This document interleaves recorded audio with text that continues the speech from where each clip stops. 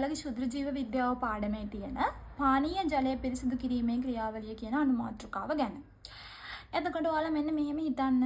ඔයාලා ඔය දැන් බොන්න ගන්න වතුර ඔයාලා ගන්නේ ගඟකින් හරි, ඇලකින් හරි, වැවකින් හරි, එහෙම කොහෙන් හරි තමයි ඔයාලා ගන්නෙ. ඔයාලා ඒ ගන්න වතුර, ඒ වැවකින් ගන්න වතුර අවසානයේ බෝතල් ඔයාලා බොන බෝතල් කරපු වතුර දක්වා ඒ හදන ක්‍රියාවලිය. වැවේ වතුර කොහොමද බෝතල් කරපු වතුර වලට එනකන් ඒ හදන ක්‍රියාවලිය වෙන්නේ කොහොමද කියන එක තමයි ඔයාලට අද මම මෙන්න මේ වීඩියෝ එකෙන් කියලා දෙන්න යන්නේ. එතකොට මුලින්ම අපි බලන්න ඕනේ ජලය දූෂණය වෙන්න පුළුවන් ක්‍රම මොනවද? අර මම මුලින් කිව්වා වගේ වැවෙන් ගත්තු වතුර දූෂණය වෙලා තමයි තියෙන්නේ. ඔයාලට කෙලින්ම අරගෙන ඒ වතුර බොන්න බෑ. ඒක එහෙම බිව්වොත් එහෙම ඔයාලට විවිධ ලෙඩ රෝග හැදෙන්න පුළුවන්, විවිධ සෞඛ්‍ය ගැටලු ඇති වෙන්න පුළුවන්. ඒක නිසා කෙලින්ම ඔයාලට අරගෙන ඒව බොන්න බෑ. ඒවා දූෂණය වෙලා තියෙන ක්‍රම මොනවද? මෙන්න මේ වතුරේ තියෙන්න පුළුවන් අනේ විවිධ විෂ සහිත බැරලෝහ වර්ග, විවිධ වායු වර්ග, විවිධ බැක්ටීරියා, විවිධ වෛරස්, ඒ වගේම විවිධ විෂ සහිත ඇල්ගී වර්ග මේවා ඉන්න පුළුවන්. ඉතින් මෙන්න මේ විෂ සහිත කොටස් අයින් කරන්න තමයි අපි ජලය පිරිසිදු කිරීම කරන්නේ. මේ බලන්න ජලය පිරිසිදු කිරීම යනු මොකක්ද? ජලය පිරිසිදු කිරීම කියලා කියන්නේ රෝගකාරක ශුද්‍ර ජීවීන්ගෙන් තොර කිරීමයි. ඒ කියන්නේ රෝගකාරක ශුද්‍ර ජීවීන් ඉවත් කිරීමයි ජලය පිරිසිදු කිරීම යනු. ඊට පස්සේ නාගරික පානීය ජලය පිරිසිදු කිරීමේ පිරියතක ප්‍රධාන පියවර 3. ප්‍රධාන පියවර 3ක් තියෙනවා. ඒ තමයි අවසාදනය හා කැටි ගැසීම, පෙරීම, විෂ බීජ නාශනය. අර වැවේ තිබ්බ වතුර මෙන්න මේ ප්‍රධාන පියවර 3ට අණුව යවලා තමයි අවසානයේ අර බෝතල් කරපු වතුර හැදිලා ඔයාලට බොන තත්ත්වයට වතුරපත් වෙලා එන්නේ. අපි දැන් මේ පියවර 3 චුට්ටක් විස්තර කරලා බලමු. පළවෙනි පියවර තමයි අවසාදනය හා කැටි ගැසීම.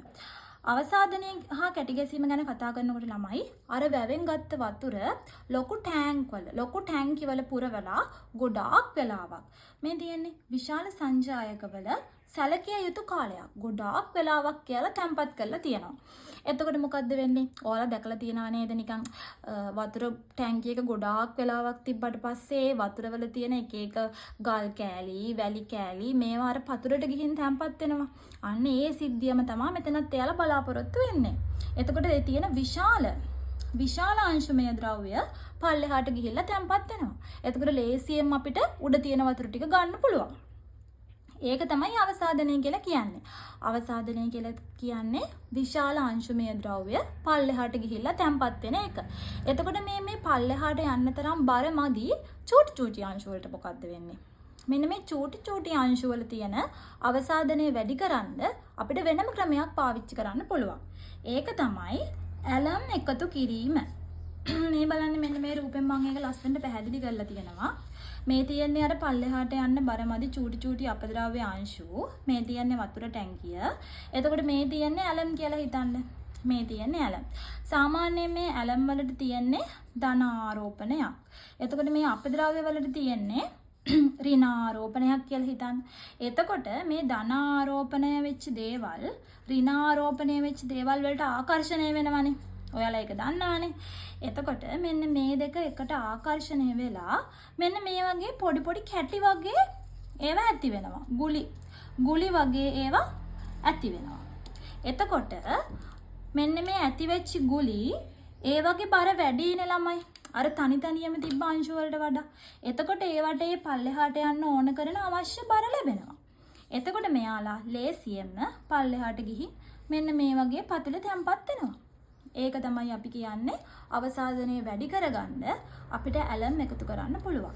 ඇලම් ධනාරෝපිතයි, මෙන්න මේ තියෙන අපද්‍රව්‍ය ඍණාරෝපිතයි. එතකොට මේ දෙක එකිනෙක අතර ආකර්ෂණය වෙනවා. ආකර්ෂණය වෙලා පොඩි ගුලි කැටි හදනවා. එතකොට ඒ කැටි වල බර වැඩි තනියම තියෙනවට වඩා. එතකොට ඒවා ලේසියෙන්ම පල්ලෙහාට ගිහිල්ලා මේ වගේ තට්ටුවක් විදිහට පතුලේ තැම්පත් වෙනවා. එතකොට අපිට ලේසියෙන්ම උඩ තියෙන පිරිසිදු වතුර ටික ගන්න පුළුවන්. මේ ඇලම් කියන්නේ මොනවද? Aluminium, potassium, sulphate. හරි. ඒ වගේම මේ අවසාදනය හා කැටි ගැසීම කියන ක්‍රියාවලියෙන් ඔයාලා බලාපොරොත්තු වෙන්නේ මොකද්ද? බොහෝ ශුද්‍ර ජීවීන් සහ සියුම් අවලම්බිත අංශු ඉවත් කිරීම. මෙන්න මේ පොයින්ට් එක ඔයාලා හොඳට මතක තියාගන්න ඕනේ. ඊට පස්සේ අවසාදනය හා කැටි ගැසීම වුණාට පස්සේ අර උඩ තියෙන වතුර ටික අපි අරගෙන දෙවෙනි ස්ටෙප් එකට දානවා. දෙවෙනි ස්ටෙප් එක තමයි පෙරීම කියලා කියන්නේ. පෙරීම කියන්නේ පෙරනවා කියන එකනේ ඔයාලා දන්නානේ. එතකොට මෙතනදී ෆිල්ටර් එකක් අපි පාවිච්චි කරන්න ඕනේ. මෙතනදී ෆිල්ටර් එක විදිහට අපි පාවිච්චි කරන්නේ සියුම් වැලි තට්ටුවක්. ඒ කියන්නේ චූටි වැලි තියෙන වැලි තට්ටුවක්. මෙන්න මේ චූටි වැලි අංශු වලට පුළුවන් අර ශුද්‍ර ජීවීන් ඒ කියන්නේ අවශෝෂණය කරගන්න. ඉතුරු වෙලා ඉන්න ශුද්‍ර ජීවීන් මේකෙදි ගොඩාක් ශුද්‍ර ජීවීන් අයින් වුණානේ. අර ඉතුරු වෙලා ඉන්න ශුද්‍ර ජීවීන් මේ වැලි චූටි අංශු වලට පුළුවන් එයාලව අවශෝෂණය කරගන්න. මෙන්න මේ අවශෝෂණය කරගත්තු එක හින්දා මේ ශුද්‍ර ජීවීන්ට පල්ලෙහාට යන්න බෑ. අර පස් තට්ටුව හරහා වතුර දාද්දී එයාලට පල්ලෙහාට යන්න බෑ. එයාලා මේ පස් අංශු අතර හිර වෙනවා. එතකොට අර වැලි තට්ටුවෙන් පල්ලෙහාට යන වතුර ගොඩාක් පිරිසිදුයි. ගොඩාක් ශුද්‍ර ජීවීන් අඩු වතුර තමයි අපිට අර පල්ලෙහාට යන වතුර වලින් ගන්න පුළුවන්. මේ බලන්න 99% බැක්ටීරියා ඉවත් කරනවලු පෙරීමේ ක්‍රියාවලිය. ඒ වගේම පෙරීමේ ක්‍රියාවලියේ අවසාන අරමුණ තමයි අනෙකුත් ශුද්‍ර ජීවීන්. මෙතනදී බොහෝ ශුද්‍ර ජීවීන් අපි ඉවත් කරා. ඉතුරු වෙලා ඉන්න අනෙකුත් ශුද්‍ර ජීවීන් ඉවත් කිරීම සහ ප්‍රොටෝසෝවා කෝෂ්ඨ අයින් කිරීම. ඊට පස්සේ සමහර අවස්ථාවලදී මෙන්න මේ හැම තැනම නැහැ. සමහර වෙලාවට විතරක් අපි සක්‍රීය කාබන් කියන්නේ ඔය අඟුරු අපි ඔයාලා දැකලා ඇති ගොඩක් වෙලාවට අඟුරු පාවිච්චි කරනවානේ එක විෂසහිත දේවල් අවශෝෂණය කරන්න. එතකොට මේ ජලය පිරිසිදු කිරීමේදීත් සමහර තැන්වල මෙන්න මේ පෙරීමට අදාළව මේ සක්‍රීය කාබන් පාවිච්චි කරනවා. අඟුරු පාවිච්චි කරනවා. ඒ පාවිච්චි කරන්නේ විස රසායන ද්‍රව්‍ය ඉවත් කිරීමට. ජලයේ තියෙන එක විෂ සහිත දේවල් මේ අඟුරු වලට අවශෝෂණය කරන්න පුළුවන්. ඒ දේවල් අයින් කරන්න තමයි සමහර තැන්වලදී සක්‍රීය කාබන් කියන්නේ අඟුරු පාවිච්චි කරන්නේ. ඊට පස්සේ පෙරීමෙනුත් පස්සේ යටට එකතු වෙන වතුර අන්තිම පියවරට දානවා. ඒ කියන්නේ විස බීජනාශනය. ඒ කියන්නේ මොනවා හරි කෙමිකල් එකක් මොනවා හරි රසායන ද්‍රව්‍යයක් අර වතුර වලට එකතු කරන එක. තවත් මොනවා හරි ඉන්න පුළුවන්නේ. මේකෙනුත් ගොඩක් දුරට අයින් කරා. මේකෙනුත් සමහරක් දුරට අයින් කරා. තවත් ඉන්න පුළුවන්නේ. අපි බොණ්ඩ ගන්න වතුර. එතකොට ගොඩාක් පිරිසිදු වෙන්න එපයි. තවත් මොනවා හරි ඉන්න පුළුවන්නේ. ශුද්‍ර ජීවීන් අන්න ඒගොල්ලෝ ඉවත් කරන්න තමයි විස බීජනාශනය කියන ක්‍රියාවලිය අපි කරන්නේ. විස බීජනාශනය කරන්න ළමයි ක්‍රම ගොඩාක් තියෙනවා. ඕසෝන් දාන්න පුළුවන්, ක්ලෝරින් දාන්න පුළුවන්. ඔයාලා මම හිතනවා මේ ඔයාලා ගොඩාක් දැකලා ඇති ක්ලෝරින් දානවා. සාමාන්‍යයෙන් ඔයාලගේ ටවුන් එකේ වතුර වලටත් ක්ලෝරින් දානවා ඇති. ඒක කරන්නේ විස බීජනාශනය කරන්න. ඔයාලගේ රිසර්ච් බුක් එකේ දීලා තියෙනවා බහුලවම භාවිතා කරන ක්‍රමයක් තමයි ක්ලෝරිනීකරණය කියන්නේ. එතකොට ක්ලෝරිනීකරණයෙන් වෙන්නේ ව්‍යාධි ජනක බැක්ටීරියා මරා දමනවා. ඉතුරු වෙලා ඉන්නවා නම් ඒ වගේම තමයි ඔයාලා දැකලා තියෙන්නේ මේ ක්ලෝරින් දැම්මට පස්සේ මේ ගඳක් එකතු වෙනවා, රසයක් එකතු වෙනවා. ඒක නිසා ඒක ගොඩක් ඉතින් සාර්ථක ක්‍රමයක් නෙමෙයි. ගොඩක් සාර්ථක සතුටුදායක ක්‍රමයක් විදිහට අපිට පාවිච්චි කරන්න පුළුවන් වතුරට ඕසෝන් දාන එක. ඕසෝන් කියන්නේ ගොඩාක් ක්‍රියාකාරී සංයෝගයක්.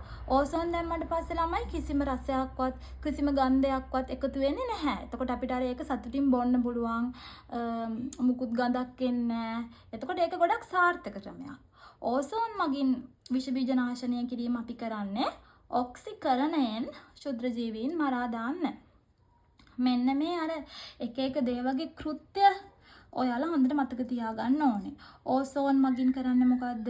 ඔක්සිකරණයෙන් ශුද්‍ර ජීවීන් මරා දැමීම. ක්ලෝරින් මගින් කරන්නේ මොකක්ද? ව්‍යාධි ජනක බැක්ටීරියා මරා දැමීම.